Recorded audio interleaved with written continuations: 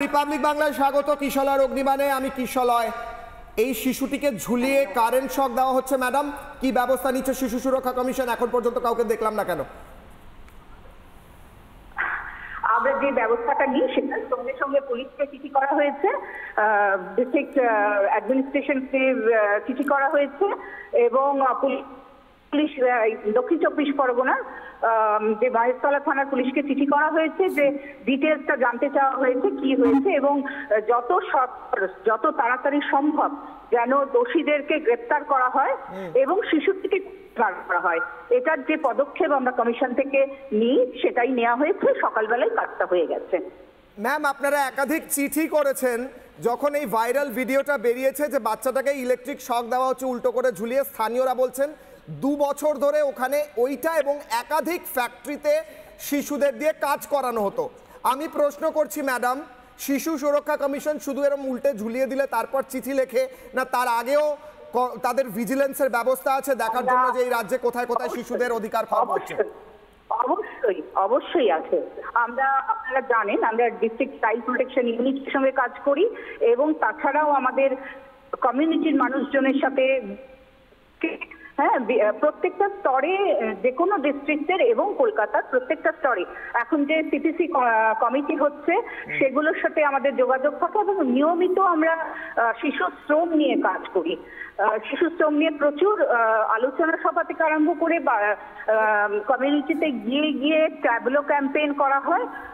অবশ্যই সারা বছর শিশুর অধিকার সুরক্ষা কমিশন তার কাজটা করে। আপনি যখন কথা বলছেন ম্যাম, আপনি টিভির দিকে তাকালে আপনার ঠিক স্ক্রিনের ডান দিকে একাধিক ছবি চলছে যেখানে কলকাতার রাস্তায় রাস্তায় হোটেলে হোটেলে ছোট শিশুদের দিয়ে কাজ করানো হয় ম্যাডাম। এর জন্য আলোচনা সভা কিংবা ভিজিলেন্স এই সেই লাগে না? আপনি রাস্তায় বেরোলে আমি পাঠাবো অ্যাড্রেসগুলো ম্যাডাম, কোথায় কোথায় পাওয়া গেছে শিশু।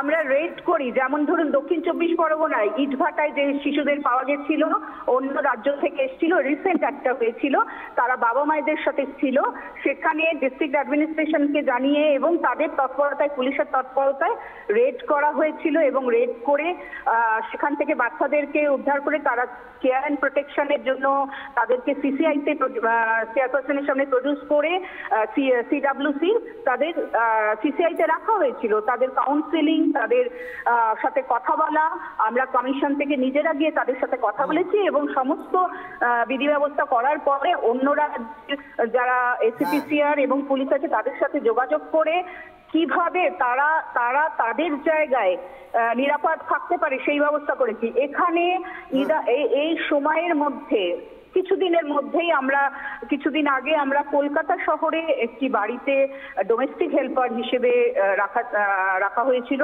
সেখানে গিয়েও আমরা পদক্ষেপ নিয়েছি। খবর পেলেই আমরা যাই। আমি বুঝলাম আপনারা অনেক জায়গায় রেড করছেন, অনেক জায়গায় করেছেন, বুঝতে পারছি, কিন্তু অনেক কাজ বাকি আছে ম্যাডাম আপনাদের।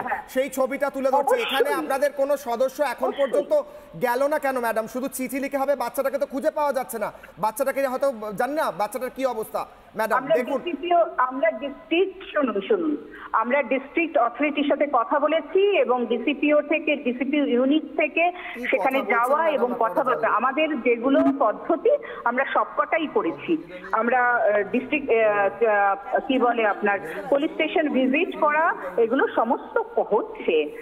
একেবারে সবসময় তো আমরা মিডিয়া নিয়ে ঘুরি না, সেই জন্য হয়তো আপনাদের কাছে গেলেই আমরা দেখতে পেতাম। আমরা উপস্থিত ছিলাম, আপনারা জাননি, বাট আমরা গেছিলাম ম্যাডাম, আমরা ওখানে ছিলাম, আমরা সেই ছবি তুলে ধরেছি। যদিও অনেক ধন্যবাদ ম্যাডাম, আপনি আমাদের সঙ্গে কথা বলেন, আপনারা একাধিক চিঠি দিয়েছেন, একাধিক কথা বলেছেন, বিভিন্ন জায়গায় আপনারা জানিয়েছেন। হয়তো জানি না সেটা কতটা যথেষ্ট হচ্ছে, কারণ রাস্তায় রাস্তায় শিশু এখনো পড়ে রয়েছে যারা বাসন মাজছে এবং এই বাচ্চাটাকে উল্টো করে ঝুলিয়ে কারেন্ট শক দেওয়ার পর বাচ্চাটাকে খুঁজে পাওয়া যাচ্ছে না।